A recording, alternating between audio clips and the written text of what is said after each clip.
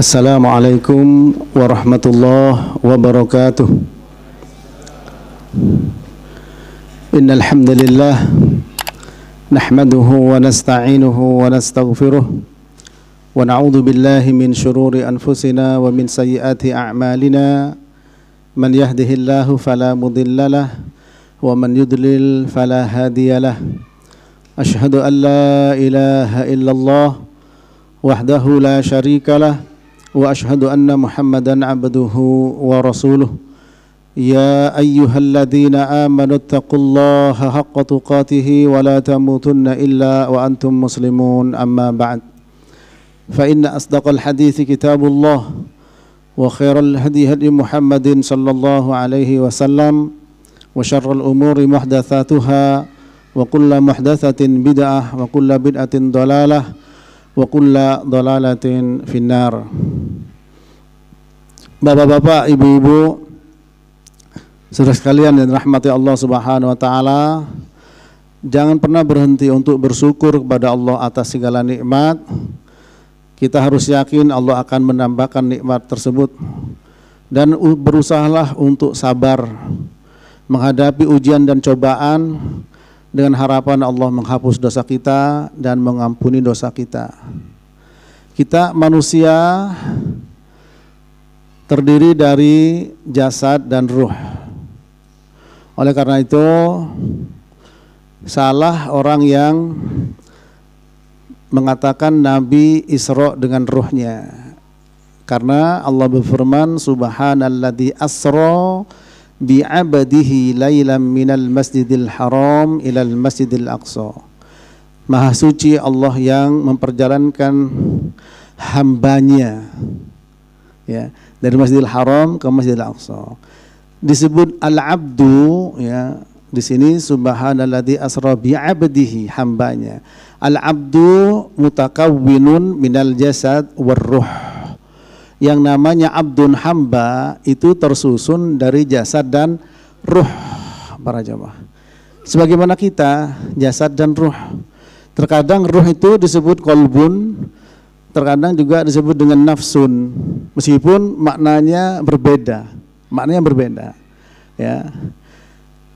Termasuk dalam hadis ketika orang mau meninggal, hadis Al-Bara ibnu Azib yang sangat panjang, yang diriwayatkan Imam An-Nasai dan yang lainnya di Sahih Syekh-Albani. Ketika orang mau meninggal, malaikat maut mengatakan apa? Ya ayyatuhar ruhut thayyibah, wahai ruh yang baik. Wa fir riwayah, dalam riwayat yang lain, ya ayyatuhan nafsut thayyibah, wahai nafsu yang baik. Ya. Terkadang juga qalbun, ini para jamaah.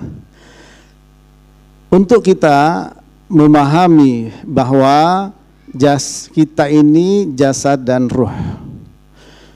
Syekh Muhammad bin Shalih Al-Utsaimin menyebutkan bahwa kita berada di alam perut, 4 alam, ya, alam dunia, alam barzah, alam akhirat. Ya. Nah, di alam dunia ini yang saya ingat Ibnu Abil Izz mengatakan dalam kitabnya Syarah Al-Aqidah Tahawiyah, manusia merasakan jasad dan ruh. Jasad dominan, ruh mengikuti. Di alam barzah, jasad dan ruh. Ruh dominan, jasad yang mengikuti. Di alam akhirat, ruh dan jasad secara sempurna. Para jemaah rahmati Allah, kita memiliki ruh, terkadang disebut dengan nafas atau dengan kolbun. Yang kita bahas sekarang adalah hanya kolbun salim, ya. Hanya kolbun salim. Kolbun, para jemaah, disebut kolbun, kata Ibnu Hajar Al-Asqalani, sumiyal qalbu qalban litaqallubiha. Ya, hati disebut dengan kolban karena dia berbolak-balik. Ya. Pagi beriman, sore bisa kufur. Sore beriman, pagi bisa kufur. Dan hati ini, para jemaah, juga memerlukan perhatian besar bagi kita semuanya. Untuk apa? Untuk ke depan sangat menentukan baik buruknya seseorang, menjadi tolok ukur apakah orang itu jasadnya baik atau tidak. Nabi bersabda dalam hadis, ya, ala fa inna fil jasadi mudghah wa idza salahat salahal jasadu kulluh wa idza fasadat fasadal jasadu kulluh ala wahiyal qalbu, rawahu Muslim. Ingatlah bahwa di dalam jasad manusia itu ada segumpal daging. Kalau baik daging itu, maka baiklah jasadnya. Jika rusak, maka rusaklah semua jasadnya. Itulah ala, ya, fa inna fil jasadi mudghah wa idza salahat salahal jasadu kulluh wa idza fasadat fasadal jasadu kulluh ala wahiyal qalbu. Itulah qalbun, ya, yaitu jantung ini. Orang yang bijak akan senantiasa memperhatikan hatinya, mau tidak mau. Bukan karena kita perhatian hal-hal yang masa begitu, tidak, harus perhatian dengan yang namanya kolbun ini, ya, karena yang namanya kesombongan berada di dalam hati, yang namanya riya juga dalam hati, yang namanya hasad kedengkian dalam hati, juga penyakit-penyakit yang lain, ya, ujub, kagum pada dirinya hati. Dan kalau orang tidak perhatian kepada hatinya, hanya kepada gerakan fisik, maka dia akan merugi. Kenapa dikatakan merugi? Karena sholat kalau dilakukan dengan riya, ya rugi.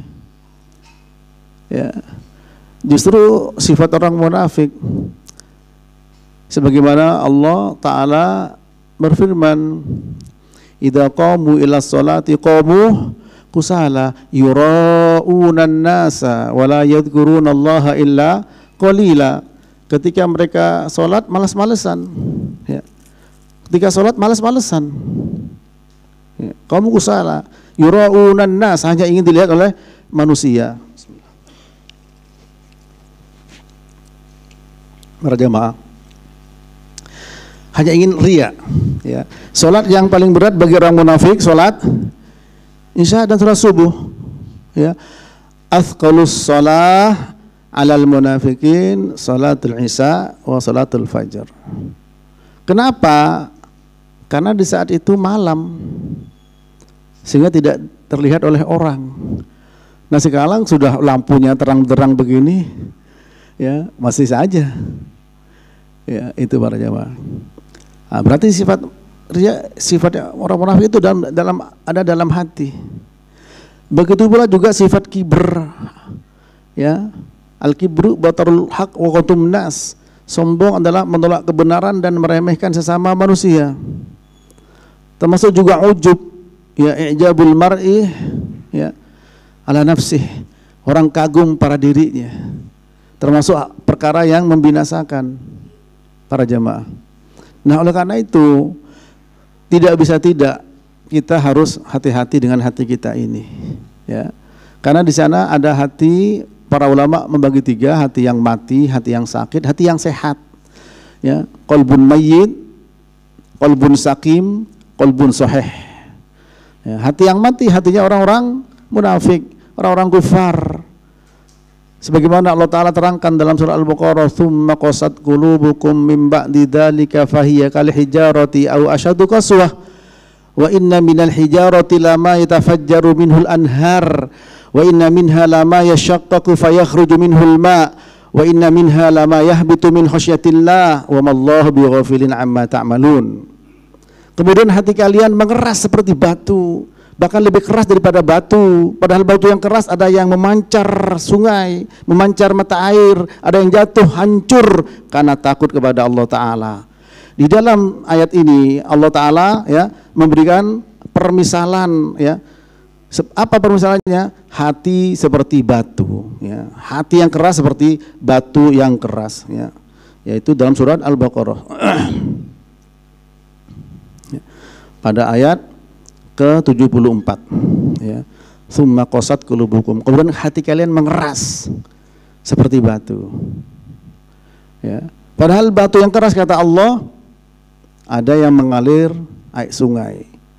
Yang kedua memancarkan mata air. Yang ketiga ada yang hancur jatuh karena takut kepada Allah. Membandingkan ya antara di mana letak perbandingan ini? Ada kaf litasbih. Tsumma qasat qulubukum mim ba'di dzalika fahiya kal hijarah. Kaf litasbih, menyerupakan hati yang keras dengan batu yang keras. Nah, kalau ada orang yang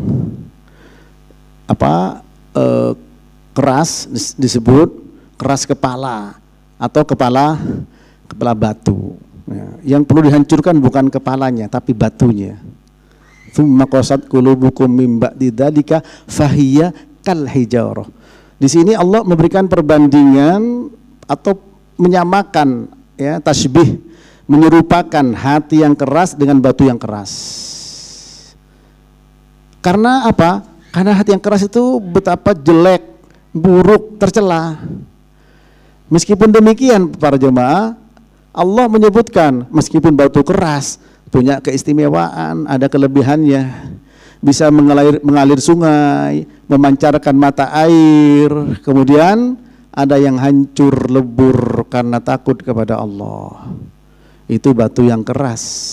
Nah, hati yang keras inilah yang memang sulit untuk menerima yang namanya kebenaran. Ya. Hati yang keras susah untuk memahami kebenaran para jemaah. Ya. Allah Ta'ala menjelaskan ya, barang siapa man yuridillah an yahdiyahu yashrah sadrahu lil Islam ya. Barang siapa yang Allah kehendaki untuk diberikan kebaikan, maka Allah Ta'ala akan melapangkan dadanya ya. Akan melapangkan dadanya. Sebagaimana dalam surat Al-An'am ayat 125 ya. Faman yuridillah ayyahdiyahu yashrah sadrahu lil Islam ya. Wa man yurid an yudillahu yaj'al sadrahu dayyiqan harajan ka'annama yas'adu fis sama. Barang siapa yang Allah kehendaki untuk diberikan hidayah, yashrah sadrahu, Allah lapangkan dadanya. Di dada ada apanya? Itu ada qalbun, ada hati. Untuk menerima Islam ini. Ya. Tapi sebaliknya, barang siapa yang dikehendaki oleh Allah, ya, wa may yurid an yudillahu yaj'al sadrahu dayyiqan harajan ka'annama yas'adu fis sama. Dijadikan dadanya itu sempit, sesak. Ya, sesak. Seakan-akan dia mau naik ke langit itu. Nah, kita bersyukur kepada Allah diberikan nikmat agama Islam ini, sehingga harus menjadi perhatian besar kita untuk menjaga hati kita agar menjadi qalbun salim, hati yang selamat, qalbun sahih, hati yang sehat. Jangankan qalbun mayyit, hati yang mati, qalbun sakim ya, hati yang sakit jangan. Ya, tentu ciri utamanya adalah mudah untuk menerima kebenaran, senang menjalankan ketaatan, sedih melakukan perbuatan dosa. Nah, nanti kita lihat penjelasan para ulama terkait dengan qalbun salim ini para jamaah rahmati Allah. Ya.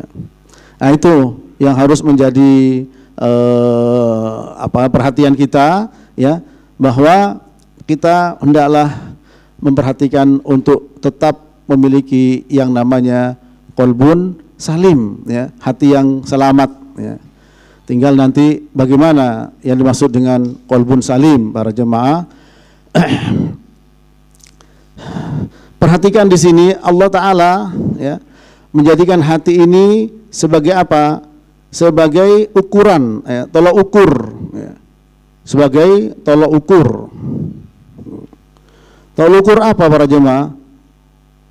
Tolok ukur di dalam menerima ya ibrah, seperti Allah berfirman dalam surat Qaf ya, inna fi dzalika la'ibratul liman kana lahu qalbun, ya, wa alqas sam'a wa huwa syahid.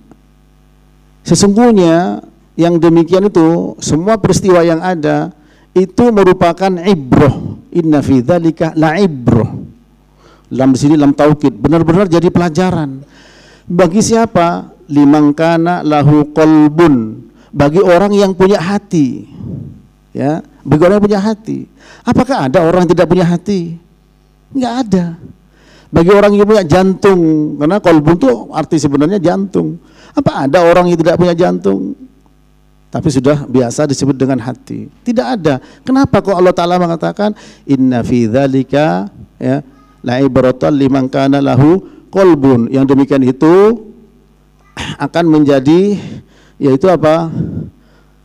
Perhatian, ya, pelajaran bagi orang yang memiliki hati, ya, bagi orang yang memiliki hati. Surat Qaf, ya. Surat Qaf, surat Qaf ayat ke-37, surat 50. Inna fi dzalika la'ibratan liman kana lahu qalbun. Ya, sesungguhnya yang demikian itu, semua peristiwa apa saja adalah merupakan pelajaran bagi orang yang punya hati, dan kita semua punya hati. Ya, dalam ilmu balaghah ini termasuk, ya, ilmu balaghah dzukiral makan wa yuradu bihi sahibuhu. Disebut tempatnya yaitu hati, tapi yang dimaksud penghuninya. Apa yang menghuni hati? Itu akal. Sehingga maksudnya sesungguhnya pada yang demikian merupakan pelajaran penting, ibrah bagi orang yang punya akal. Ya, yang punya akal.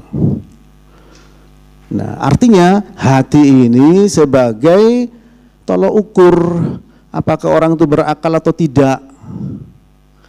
Tolok ukur apakah orang itu baik atau tidak. Nah, ini para jamaah. Ikhlas di sini, lawannya riya. Sombong kiber di sini, lawannya tawadhu. Itu para jamaah.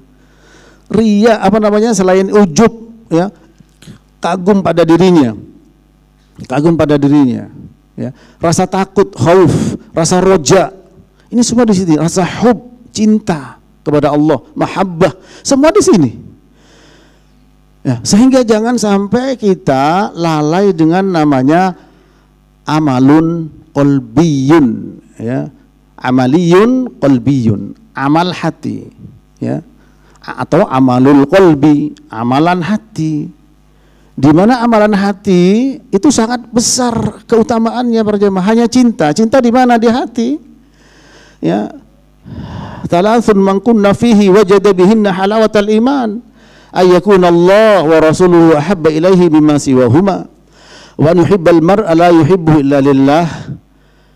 Wa an yakraha an ya'udha fil kufri ba'da an qadahu Allahu min kama yakrahu an yugdafa finnar. Rawahu Muslim.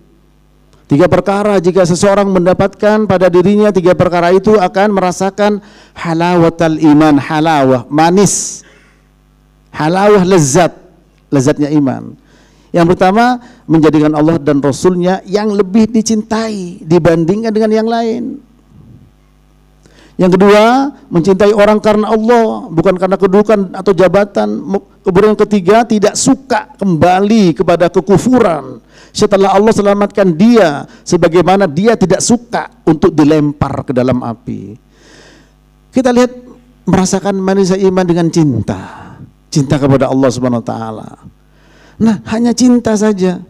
Kalau cintanya benar, sebagaimana, ya, ada an-narjulan sa'alan nabiyya sallallahu alaihi wasallam mata sa'a ya Rasulullah, faqala ma a'adatta laha, faqala ma a'adattu laha min katsiri salatin wala siyamin wala sadaqatin walakinni uhibbullah wa rasulah, faqala anta ma'a man ahbabta. Rawahu Muslim. Ya Rasulullah, ada orang bertanya, kapan hari kiamat? Apa kata Nabi? Apa yang sudah kamu siapkan untuk hari kiamat? Dia mengatakan, tidak banyak ya Rasul, dari sholat, dari puasa, dari sedekah tidak banyak, tapi saya mencintai Allah dan Rasulnya. Apa kata Nabi? Engkau akan bersama dengan orang-orang yang engkau cintai. Ini para jemaah. Engkau akan bersama dengan orang-orang yang engkau cintai. Dan cinta itu sendiri merupakan ibadah hati. Kalau cintanya benar, bagaimana cinta yang benar kepada Allah? Allah menjelaskan dalam surat Al-Imran 31. Apa kata Allah? Qul in kuntum tuhibbunallaha fattabi'uni yuhibbukumullah wa yaghfir lakum dzunubakum. Katakan kalau kalian cinta kepada Allah, ittiba padaku, ittiba kepada Nabi. Nah, ini. Jangan orang cinta pada Allah sebagaimana Al-Imam Asy-Syafi'i rahimahullah taala mengatakan, ini Imam Syafi'i di sini ya. Apa kata Imam Syafi'i? Ta'sil ilaha wa anta tudhiru hubbahu. Hadza muhalun fil qiyasi badi'u. Law kana hubbuka shadiqan la ata'tahu. Innal muhibba liman yuhibbu muti'u. Engkau berbuat maksiat kepada Allah, ya, sementara engkau sepertinya menampak-nampakkan rasa cinta. Ya, hadza muhal, ini muhal, mustahil. Dalam qiyas perkara yang baru. Ya. Sehingga tidak bisa jadikan perbandingan. Gitu.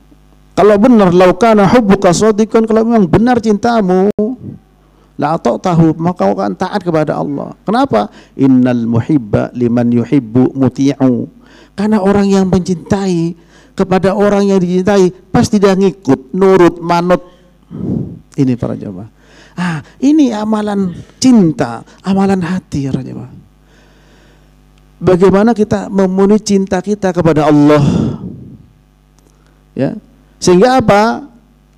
Cinta kepada yang lain mengikuti cintanya kepada Allah. Qul in kana aba'ukum, ya, wa abna'ukum wa ikhwanukum wa azwajukum wa ashiratukum wa amwalun iktaraftumuha wa tijaratun tahshawna kasadaha wa masakinu tardawnaha ahabba ilaikum minallahi wa rasulih wa jihadin fi sabilih fatarabbasu hatta ya'tiyallahu bi amrih. Surat At-Taubah ayat 24, Allah mengatakan, katakanlah jika bapak-bapak kalian, anak-anak kalian, saudara-saudara kalian, istri-istri kalian, keluarga kalian, ya, kemudian perdagangan yang kalian takutkan kerugiannya, harta yang kalian cintai, rumah-rumah yang kalian senangi, lebih kalian cintai dibandingkan Allah dan Rasulnya, dan berjihad di jalan Allah, maka tunggulah saat Allah mendatangkan perkaranya. Itu ancamannya. Artinya apa? Cinta itu luar biasa di sini. Kalau benar, maka juga sebagaimana Nabi mengatakan, kalau hatinya baik, insya Allah jasadnya baik. Ya. Kalau jasad tidak baik, tangan tidak baik, telinga tidak baik, mata tidak baik, mulut tidak baik, juga sebagai indikasi hatinya bermasalah. Sejauh mana ketidakbaikannya, sejauh itu pula ketidakbaikan hati.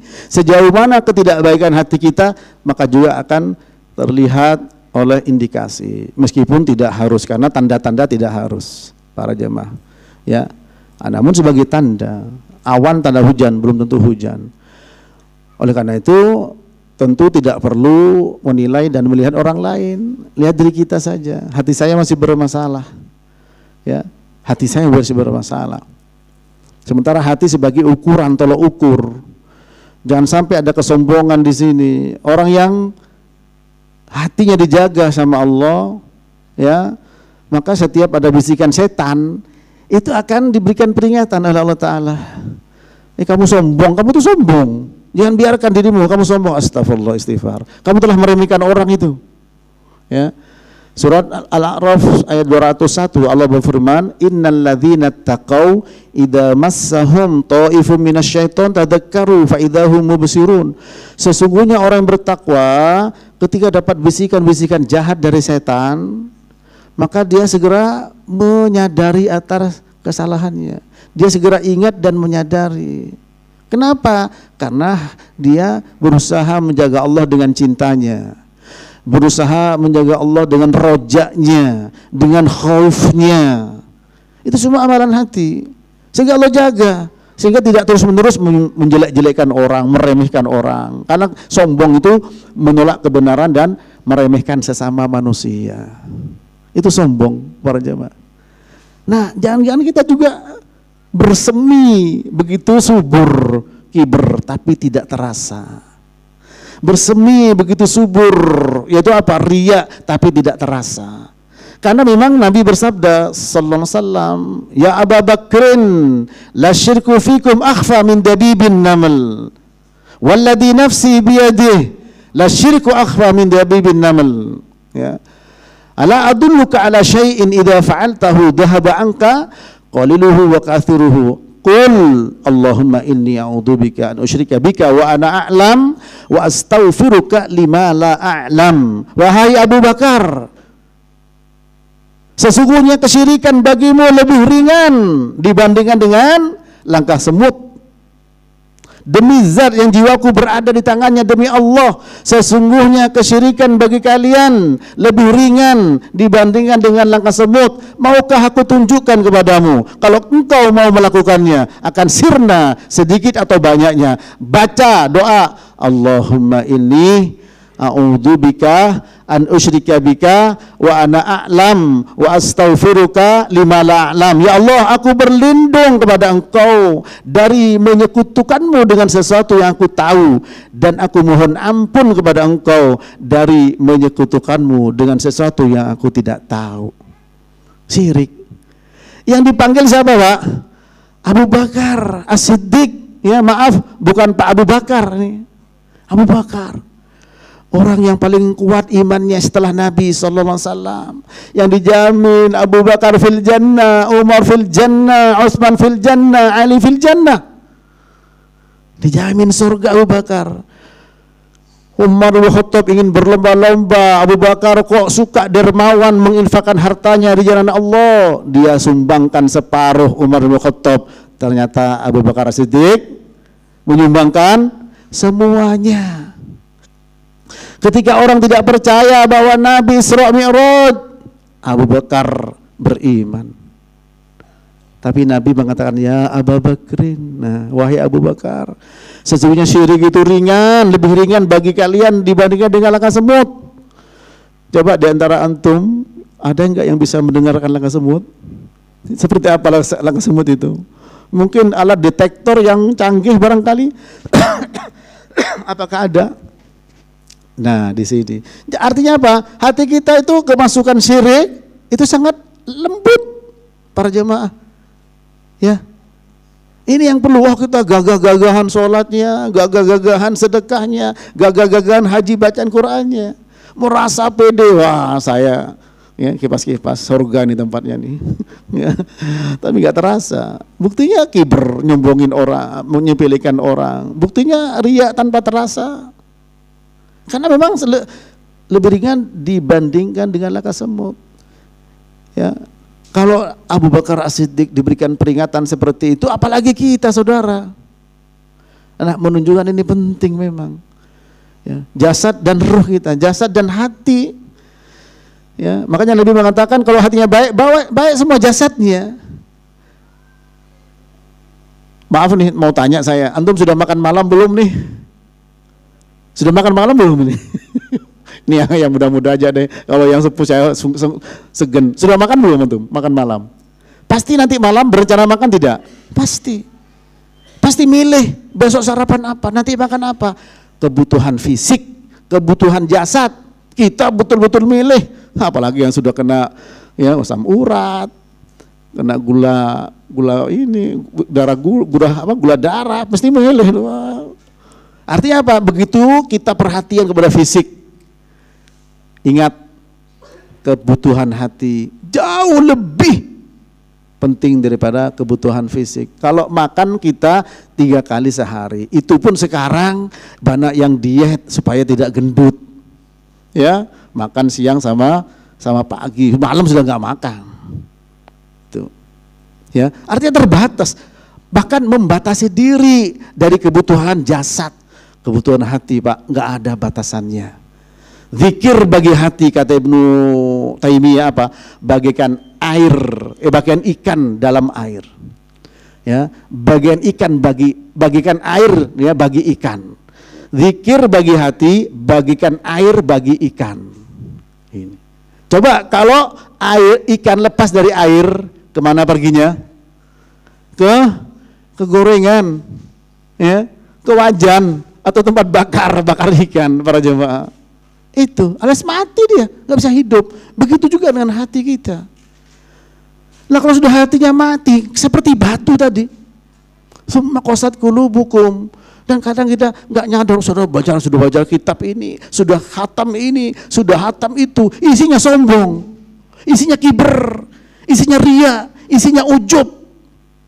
Bagaimana tidak? Inna ahadakum la ya'malu bi amali ahlil jannah hatta ma yakuna bainahu wa bainaha illa dhira fa yasbiqu alaihi alkitab fayamalu bi amali ahlin nar fayadkhuluha. Rawi Muslim dari Abdullah bin Mas'ud radhiyallahu taala anhu.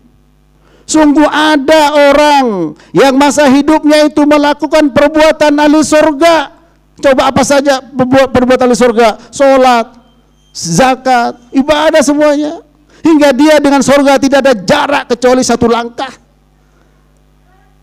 Kemudian ketentuan mendahului dia di akhir hidupnya melakukan perbuatan ahli neraka dan masuk ke dalam neraka. Na'udzubillah. Kata Ibnu Rajab dalam kitabnya Jami'ul Ulumul Hikam, salafus soleh banyak menangis dengan hadis ini. Takut, saudara.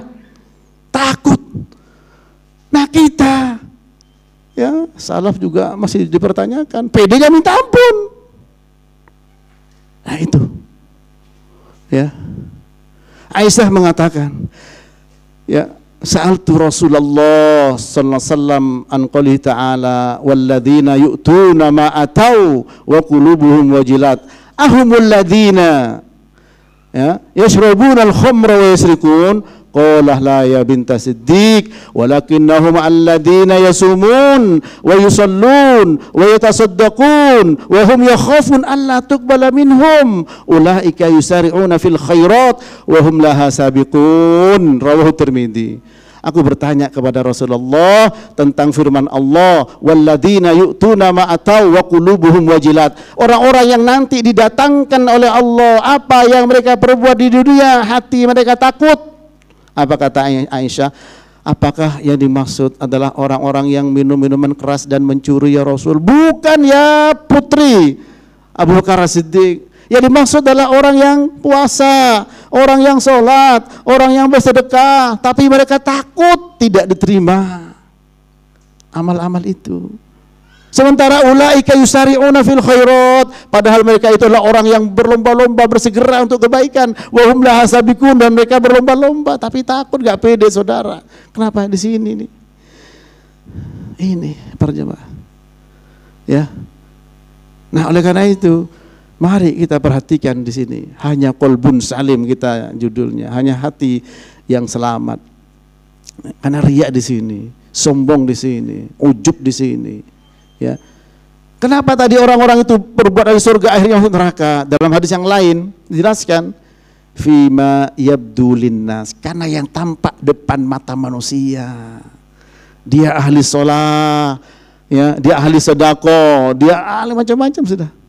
Tapi di hadapan Allah tidak. Kenapa? Di sininya Allah yang tahu. Nah, ini bukan untuk nunjuk-nunjuk orang lain, tunjuk diri saya sendiri, tunjuk kita sendiri. Sekarang kita sedang berupaya untuk apa? Untuk muhasabah, untuk introspeksi diri, untuk hitung-hitung. Ya ayyuhalladzina amanu taqullaha wal tanzur nafsum ma qaddamat lighad. Lihatlah dirimu untuk nanti akan datang. Supaya tidak terlanjur kita bergerak dan berbuat tanpa sadar semuanya tidak ada artinya di hadapan Allah. Ya. Nah, oleh karena itu kita akan bahas yaitu qalbun salim para jemaah. Apa qalbun salim itu? Allah berfirman dalam surat ya, yaitu Asy-Syura.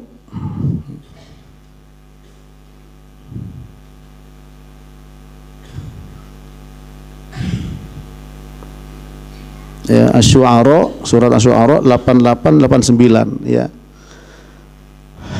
Allah berfirman, yauma la yanfa'u malun wala banun illa man atallaha biqalbin salim.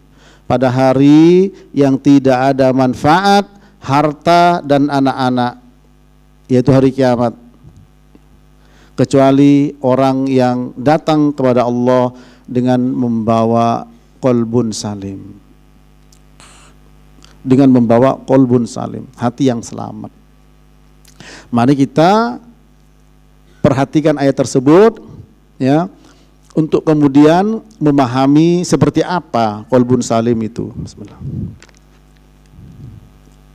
Ya. Di dalam ayat ini Allah Ta'ala menjelaskan pada hari, yaitu hari kiamat, yauma la yanfa'u, tidak akan pernah memberikan manfaat malun wala banun, harta dan anak-anak, ya. Bahkan disebutkan dalam Al-Quran, innama amwalukum wa uladukum fitnah, sesungguhnya harta dan anak-anak kalian itu fitnah, ujian. Allah juga berfirman, ya ayyuhalladzina amanu inna min azwajikum wa auladikum aduwwan lakum fahdharuhum. Wahai orang beriman, sesungguhnya di antara istri kalian dan anak-anak kalian jadi musuh bagi kalian, maka hati-hatilah. Nah ini, hati-hatilah. Disuruh hati-hati para jemaah. Ya. Ini sebagian min litab'id, tidak semua. Artinya apa? Kita boleh senang dan bangga anak kita jadi ini jadi itu, tapi harus sedih kalau tidak soleh. Senang anaknya jadi pilot, silakan, gak ada masalah. Tapi harus sedih kalau tidak sampai taat kepada Allah Subhanahu wa taala. Ya. Dan orang berharap anaknya sukses. Orang berharap anaknya berhasil. Silahkan. Berhasil dunia akhirat. Jangan hanya dunia para jemaah. Ya. Ya. Karena apa? Tidak ada manfaatnya kalau anak tidak berbakti pada orang tua. Ya. Berdurhaka pada orang tua. Tapi kalau anaknya soleh, ya, apa kata Nabi, innallaha la yarfa'u ad-darajata li'abdis soleh fil jannah fayaqulu ya Rabb anna li hadhihi fayuqal bistifari waladika laka, rawahu Muslim. Allah mengangkat derajat seorang hamba yang soleh nanti di surga. Hamba itu mengatakan ini, loh ya Allah ini untuk saya, ya Allah ini untuk saya, dari mana ini? Tidak, dia tidak percaya dan tidak berpede. Karena apa yang diperbuat tidak, balasannya jauh lebih besar. Apa kata Allah? Ini merupakan istighfar anakmu yang dimintakan untukmu. Allahumma firlahu warhamhu wa'afihi wa'fu anhu. Jangan sampai meninggalkan anak yang bisanya cuman rebutan warisan. Ini para jemaah. Ya, kalau perlu bapaknya belum meninggal, sudah diharapkan meninggal biar cepat dapat warisan, akhirnya dikasih obat overdosis. Kalau ketahuan bapaknya meninggal gara-gara itu, nggak boleh, dia nggak berhak dapat warisan, nggak boleh secara syar'i. Ya ini. Begitu pula harta yang kita tumpuk, ada manfaat kalau apa? Dikeluarkan di jalan Allah. Mathalul ladzina yunfikuna amwalahum fi sabilillah, ya, kamathali habbatin ambatat sab'a fi kulli sumbulatin mi'atu habbah. Permisalan orang yang menginfakkan hartanya dan Allah seperti satu biji keluar 7 tangkai, masing-masing tangkai ada 100 kali 7, 700 sampai tidak hingga. Ini itu kalau kita punya anak dan harta yang bermanfaat. Tapi ya di sini disebutkan kalau kita salah dalam menyikapinya para jemaah, semua tidak akan pernah ada manfaatnya, bahkan semua akan ditanya. Kullukum ra'in wa kullukum mas'ulun an ra'iyatih. Setiap kalian pemimpin akan ditanya atas kepemimpinannya. Nabi bersabda, la tazulu qadama ibni Adam inda rabbih yaumal qiyamah hatta yus'ala an khamsin, an umrihi fima afna, wa an shababihi fima ablah, wa an rizqihi min aina iktasaba, wa fima anfaqah, wa ma amila fima alima. Tidak akan bergeser kedua kaki manusia di hadapan Allah pada hari kiamat sampai ditanya 5 perkara. Yang pertama, umurnya untuk apa dihabiskan. Yang kedua, waktu mudanya untuk apa digunakan. Yang keempat, rizkinya dari mana dia dapat. Yang kelima, yang keempat, dari mana, untuk apa digunakan. Yang kelima, amalnya untuk apa, ilmunya untuk apa diamalkan. Ya. Para jemaah rahmati Allah, tadi dalam surat Asy-Syu'ara ayat 88 dan 89 Allah Ta'ala memberitahukan kepada kita mana anak dan harta yang tidak bermanfaat. Tentu saja ketika kita memiliki anak yang tidak soleh dan tidak solehah, memiliki harta yang hanya dipakai untuk bersenang-senang saja, tidak digunakan di jalan Allah dengan niat yang benar, ya. Tapi anak soleh akan bermanfaat, harta yang digunakan pada tempatnya akan bermanfaat, ya. Namun harus diketahui bersama ketika ya Allah menjelaskan tidak ada manfaat harta dan anak-anak illa man atallaha biqalbin salim, kecuali orang yang membawa kepada Allah dengan hati yang salim, hati yang selamat. Nah, hati yang salim ini seperti apa para jemaah? Dijelaskan oleh para ulama, diantaranya saya ambilkan dari tafsirnya Syekh Abdurrahman bin Nasir As-Sa'di. Beliau mengatakan dalam tafsir, ya, beliau mengatakan wal qalbus salim ma'nahu alladhi salima minasyirki wasyakki wa mahabbatis syarri wal israri 'alal bid'ati wad dunubi, ya. Wa yalzam min salamatihi mimma dzukira ittisafuhu bi addadiha minal ikhlasi wal ilmi wal yaqini wa mahabbatil khair wa tazyinuhu fi qalbihi wa an takuna iradatuhu wa mahabbatuhu tabi'atan li mahabbatillah wa hawahu tabi'an lima jaa'a 'anillah. Qalbun salim, di mana menjadi topik kita hanya qalbun salim, ya. Qalbun salim, hati yang selamat. Maknanya apa? Hati yang bersih dan selamat dari berbagai macam bentuk kesyirikan, baik besar maupun kecil, ya. Dari berbagai macam bentuk keraguan, ya. Dan dari kesenangan terhadap segala keburukan, ya. Serta terus menerus dalam perbuatan bid'ah dan dosa, ya.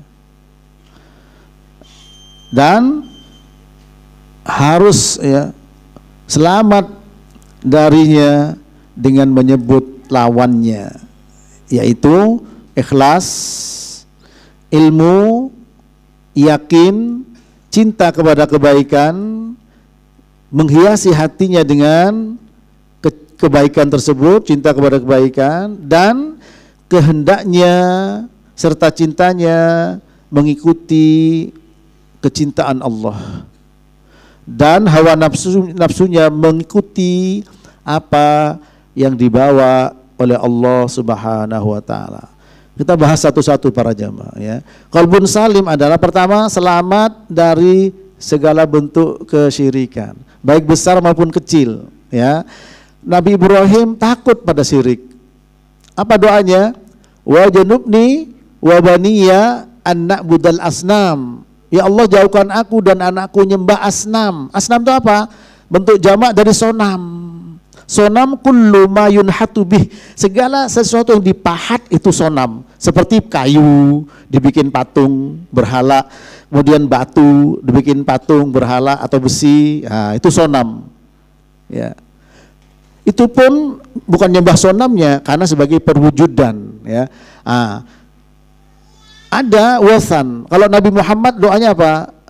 Allahumma la taj'al qabri wasanan yu'bad, rawahu Malik, hadisnya sahih, ya. Ya Allah, jangan Engkau jadikan kuburanku wasan, berhala yang disembah. Wasan itu lebih umum daripada sonam, ya. Sonam bagian dari wasan.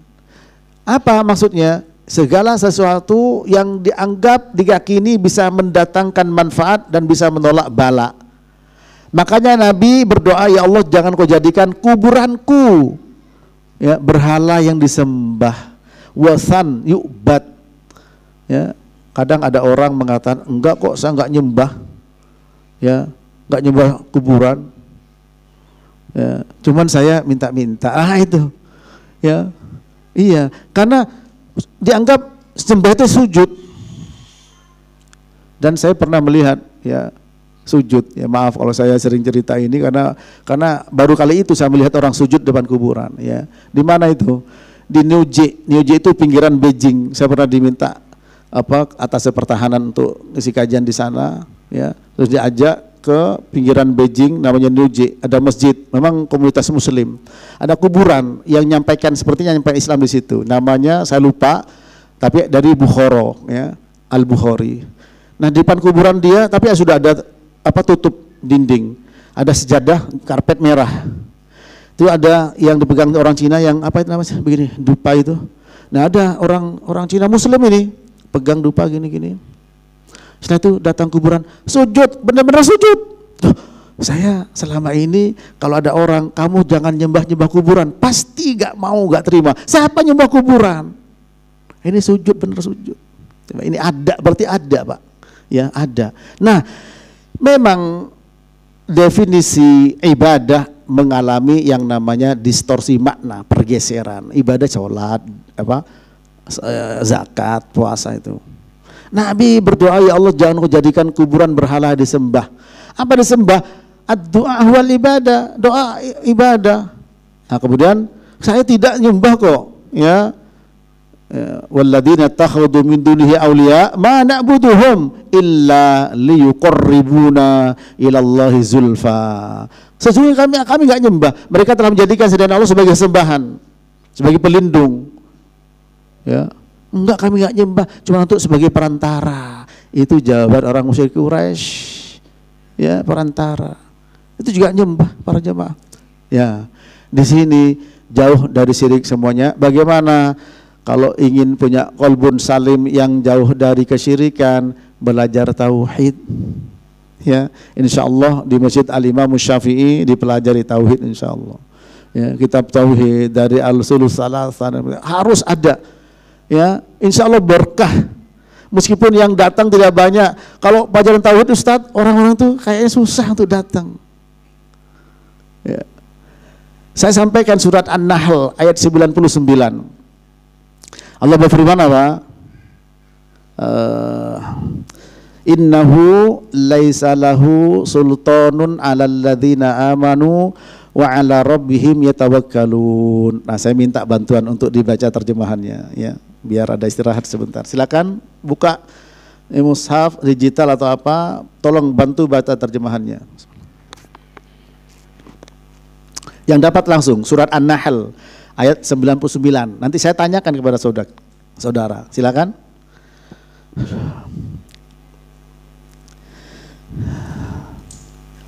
Ya, dapat? Silakan bacaan. Iya.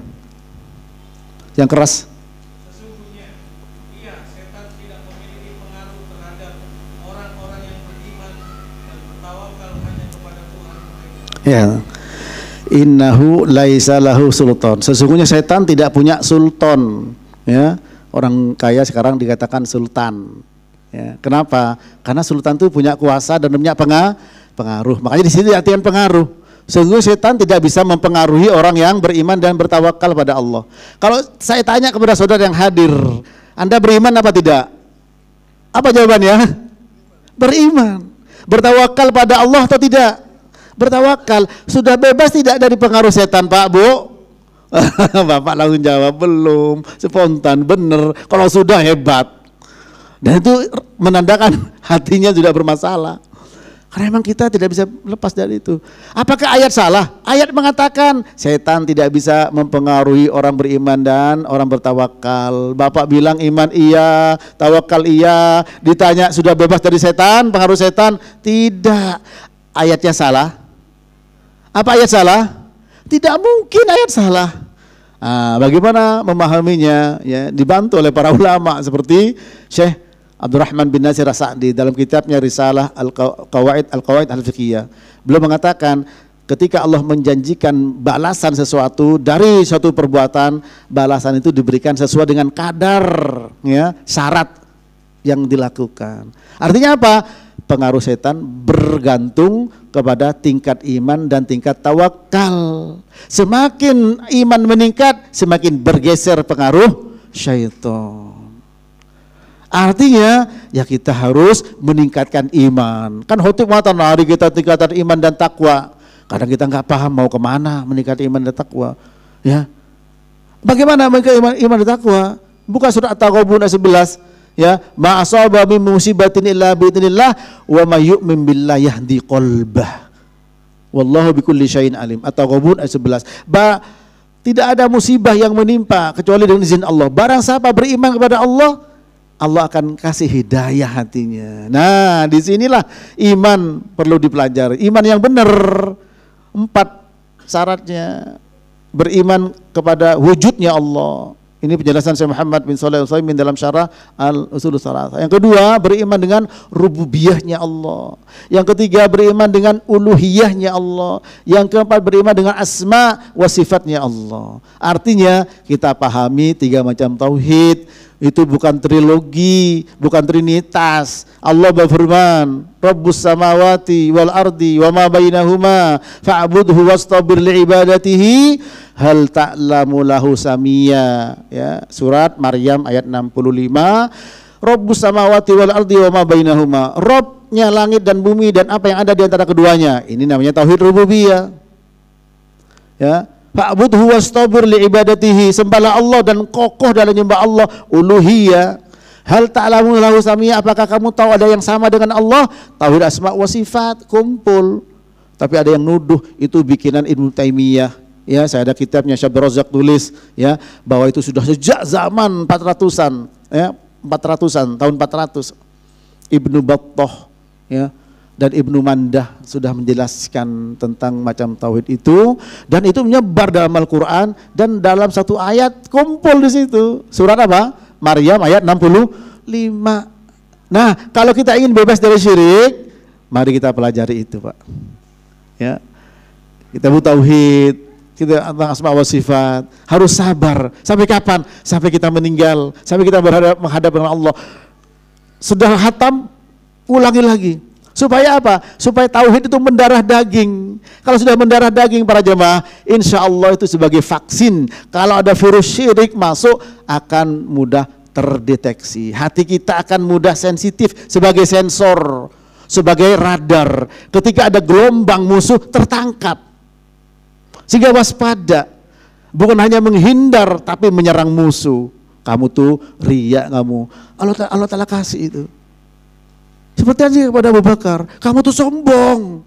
Nah, akhirnya apa? Kita tidak terus-menerus berdansa di atas kesombongan, menari di atas riya. Segera sadar, Pak. Dan ini penting. Kalau tidak apa? Hangus. Ana agna syuraka anisyirki. Man amila amalan asyraka fihi ma'i ghairi taraktuhu wa syirkahu. Rawahu Muslim. Aku zat yang tidak butuh sekutu. Barang siapa beramal disekutukan dengan selain diriku, aku tinggalkan dia. Dan sekutu Allah tidak perlu.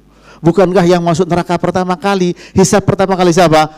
3 orang. Yang satu berjuang dengan nyawanya, berjihad karena ingin disebut sebagai pemberani. Neraka kamu bohong. Yang kedua dengan ilmunya, dengan Quran. Kamu ingin disebut sebagai orang yang alim, ya, sebut sebagai qori internasional, masuk neraka. Yang ketiga apa? Orang infak hartanya, ingin disebut dermawan. Nah, jadi para jemaah, kita harus bersyukur kepada siapapun yang mengingatkan kita tentang masalah tauhid dan syirik. Terkadang sebagian kita ternina-bobokkan dengan pujian-pujian. Ya, ini peci putih ini mahal. Kenapa kamu nggak bilang Pak Haji sama saya? Kalau saya ngisi umroh, Bu, Pak, harus ikhlas ya. Karena kalau pulang nggak ada orang yang manggil Pak Umroh, Bu Umroh, nggak ada. Kalau haji ada. Pak Haji tuh atau Bu Haji. Itu kalau emang mau begitu, ya tetap ya terancam. Haji kita terancam. Kan eman, sayang. Ya, nyumbang masjid kalau nggak disebut namanya nggak nyumbang lagi. Para jemaah. Dan terkadang pengurusnya juga begitu. Nggak apa-apa lah, biar nggak ikhlas, yang penting banyak. Ya kan kasihan dia. Iya betul Pak, kan kasihan. Makanya kajian tauhid itu mengingatkan itu. Ya, toh sama-sama hilang kok duit kita, harta kita. Sama-sama lepas. Mau dipuji mau tidak. Bahkan ada orang yang suka dipuji dengan perbuatan yang dilakukan. Dalam Quran disebutkan apa? Yuhibbunan an yuhmadu bima lam yaf'alu. Ada orang yang suka dipuji dengan perbuatan yang tidak dilakukan. Tapi kalau sudah ikhlas, dipuji orang, kata Nabi apa? Qila hadis Abi Darda, qila li Rasulullah sallallahu alaihi wasallam ara'aital ladzi ya'malul khair wa yahmaduhun nas alaihi. Qala tilka ajil busyral mu'min, rawahu Muslim. Ya Rasul, bagaimana dengan orang yang sudah melakukan kebaikan? Nabi tidak bertanya, berarti benar ikhlas dan ittiba, benar. Lalu dipuji sama orang. Apa kata Nabi? Itu merupakan kabar gembira yang disegerakan kepada orang beriman. Artinya ketika karena Allah ikut itu ada pujian. Ada orang nyumbang karpet masjid, berhubung gak dipilih, cabut lagi itu karpet. Bongkar lagi itu aspal, karena memang bukan tujuannya untuk Allah para jemaah.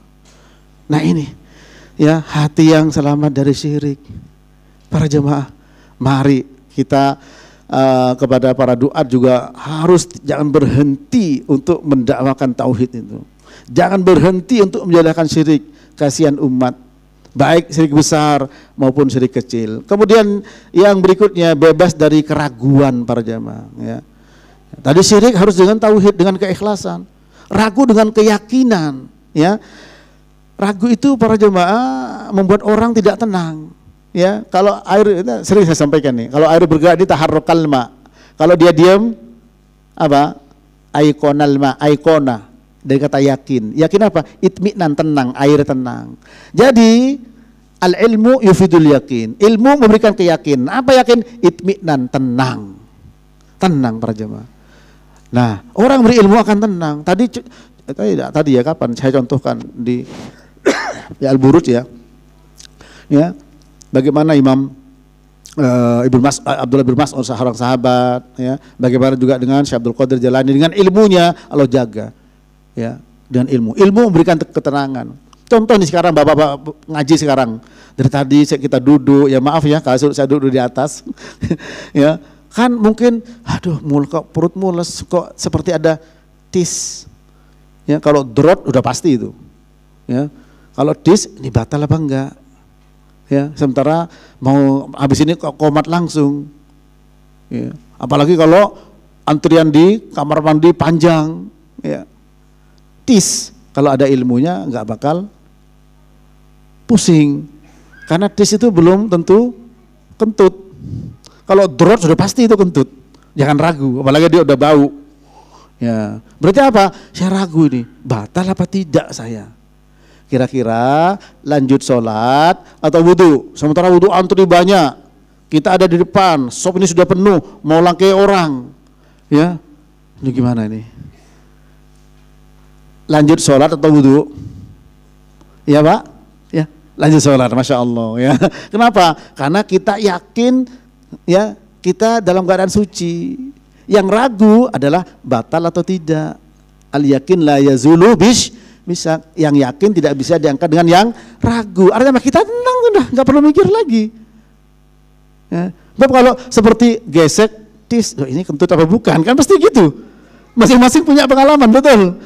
Tapi sudah drop, apalagi bau, udah jangan tanya lagi itu. Itu sudah yakin benar itu Pak. Kalau ini tidak, makanya apa? Dengan ilmu, nah keraguan terangkat. Ya, nah demikian juga dengan hal-hal yang lain, dengan akidah. Ya, ada orang Pak ngomong dengan kuburan, wahai Mbak Fulan, saya begini, viral itu dulu. Seakan-akan sakti orang itu, wali bisa ngomong sama kuburan. Sementara Allah berfirman wa ma yastawil ahya walal amwat innallaha yusmi'u man yasha wa ma anta bimusmi'in man fil kubur ya. Surat Fatir Allah berfirman ya bahwa tidak sama orang mati dengan orang hidup. Ya, Allah memperdengarkan kepada siapa yang Allah kehendaki wa ma anta ya bimusmi'in man fil kubur ya. Wa ma anta bimusmi'in man fil kubur. Ya, dalam surat Fatir ya, ayat yang ke berapa? Ke-22 ya. Wa ma yastawil ahya walal amwat, tidak sama orang hidup dengan orang mati. Innallaha yusmi'u man yasha. Allah memperdengarkan kepada siapa yang Allah kehendaki. Wa ma anta bimusmi'in man fil kubur. Engkau Muhammad tidak bisa memperdengarkan orang yang ada di dalam kubur, apalagi kita. Nah, sementara berseliweran ya berita-berita itu benar apa enggak. Kalau kita punya ilmunya, tidak akan pernah kita heran. Orang baca sholawat, nanti datang itu Nabi. Sementara Nabi bersabda apa? Inna lillahi malaikatan sayyahina fil ardi ya, yuballighuni min ummati assalam. Rawahu Tirmidzi. Allah punya malaikat-malaikat yang keliling di atas muka bumi ini untuk menyampaikan salam dari umatku ya. Ma min muslimin ya. Apa hadisnya itu? Ya. Ma min muslimin yusallim alayya illa raddallahu ruhi ya. Tidaklah seorang muslim ya yang mengucapkan salam kepadaku kecuali Allah mengembalikan rohku ya. Nah, ini saya bacakan hadisnya para jemaah ya. Ya. Ya. Ma min ahadin yusallimu alayya illa raddallahu alayya ruhi hatta arudda alaihi assalam ya. Rawahu Ahmad dan yang lainnya. Tidaklah seorang yang mengucapkan salam kepadaku kecuali Allah mengembalikan rohku ya, sehingga aku bisa menjawab salamnya. Kan berseliweran kalau baca salawat Nabi datang, betul. Bahkan Nabi tawaf di Surabaya setiap minggu, itu ada itu di video itu. Nabi tawaf Surabaya, keliling Surabaya setiap minggu katanya. Ya, itu coba pergi. Sebenarnya hadis mengatakan, Inna lillahi malaikatan sayyahina fil ardi yuballighuni min ummati assalam. Allah punya malaikat-malaikat yang mengelilingi bumi ini menyampaikan salam dari umatku. Dan Nabi bersabda, ma min ahadin yusallimu alayya illa raddallahu alayya ruhi hatta arudda alaihi assalam. Rawahu At-Tirmidzi tadi dan juga Imam Ahmad, Abu Daud dan Imam Ahmad. Tidak ada seorang yang mengucapkan salam kepadaku kecuali Allah kembalikan rohku kepadaku, lalu aku ucapin salam. Logika kita mungkin, akal kita meremehkan, gimana wong sekian juta orang mengucapin salam, dicabut lagi, dibalik lagi. Itu akal, Pak. Sementara sekarang ini orang pegang HP seluruh dunia bisa berbuat apa yang dia mau, satelitnya satu, betul? Itu coba ini dengan apa? Gate 1010 udah bisa bikin semua sekarang, bisa semua. Artinya mudah banget, orang kafir bisa kok gitu. Kenapa kita pakai akal, gimana caranya gitu. Tapi ketika diberitahu bahwa ketika sholawat datang Nabi, percaya. Nah itu enggak ada, Pak. Bahkan saya dengar dari seorang profesor itu, profesor doktor, ada video saya waktu itu. Ada, ya Allah sampai segininya. Sementara hadis mengatakan apa? Malaikat yang nyampaikan. Kemudian ketika disampaikan kepada Nabi, Allah apa? Kembalikan rohnya. Lalu dijawab sama Nabi. Kita jangan bertanya, kalau gitu logikanya gimana kalau 1 juta orang? Kembali cabut gitu. Itu akal, nggak bisa dikias, nggak bisa dijadikan apa namanya kias ya itu. Ini ya, ilmu, Pak, ilmu. Oleh karena itu mari kita ngaji. Ya, jangan sekarang kalau ada kajian rutin di sini, ayo dimakmurkan masjid dengan ilmu. Supaya lepas dari keraguan. Agar apa? Agar hatinya selamat. Yang ketiga para jemaah, yaitu apa? Selamat dari mahabbatus syarr. Ya, kesukaan kepada keburukan.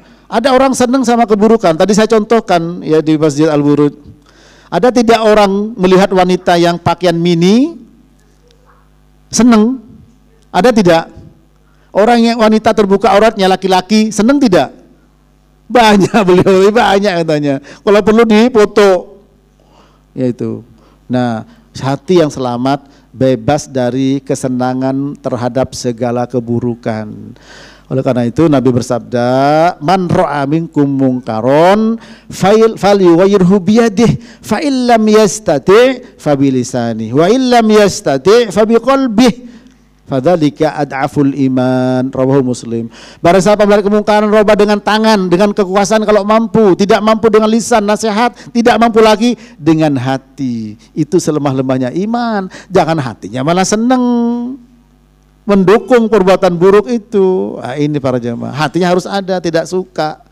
Tapi kalau suka berarti apa? Ada penyakit dalam hatinya, ya. Saya cepatkan, ya. Kemudian dia tidak terus-menerus al-israr 'alal bid'ah wa dunub, ya. Tidak terus-menerus berada dalam perbuatan bid'ah dan perbuatan dosa. Jadi kalau orang itu hatinya sehat, sebagaimana Allah firmankan, walladzina idza dzalamu anfusahum dzakarullah fastaghfaru lidunubihim wa may yaghfiru dzunuba illallah wa lam yusirru ala ma fa'alu wa hum ya'lamun, ya. Orang-orang yang ketika berbuat zalim, keji, ya, langsung ingat Allah dan istighfar serta tidak terus-menerus dalam perbuatan dosa padahal dia sadar, ya, terutama dengan ini, Pak, ya, dengan setan gepeng ini maunya cari pengajian, ya, ternyata adanya sajian, ya. Sajian apa? Bukan paha ayam itu. Antum melanjutkan sendiri. Nah, itu ketika kita hatinya tidak sakit, sehat, langsung segera beralih istighfar. Tapi kalau tidak, terus menerus dia dalam usaha, diulang lagi, terus menerus lagi, ya, itu berarti tandanya hatinya masih sakit. Mudah-mudahan kita diberikan qalbun salim para jamaah, karena itu yang bermanfaat di hadapan Allah Subhanahu wa taala. Bebaskan dari kesombongan, jauhkan dari bentuk riya, pamer, bebaskan dari ujub, bebaskan dari hasad dengki kepada saudaranya. Baca Rabbana ighfir lana wa li ikhwanina alladziina sabaquna bil iman wa la taj'al fi qulubina ghillan lil ladzina amanu. Ya Allah, jangan jadikan hati kami ghil. Apa kata Ibnu Abbas? Al-bughdu wal hasad. Benci dan dengki kepada saudara kami yang beriman. Benci, dengki karena hartanya, dengki karena jabatannya, dengki karena ilmunya, dengki dengan kesuksesan karena kesuksesan anaknya, dengki karena kedamaian keluarganya. Buang semuanya itu dari ini para jemaah. Dan itu hak, dan kita akan merasakan nikmatnya hidup ini, ya. Tapi kalau kita tidak menyadari, terkadang merasa kita sudah banyak ibadah, merasa kita sudah Masya Allah berpegang teguh pada sunnah, padahal apa? Hatinya penuh dengan penyakit-penyakit yang bisa menghancurkan dirinya. Barangkali ini yang bisa saya sampaikan, kurang lebihnya mohon maaf. Biasanya memang ada pertanyaan, kalau ada pertanyaan silahkan, kalau ada silahkan. Ada pertanyaan? Baik langsung maupun tertulis, ya, silakan.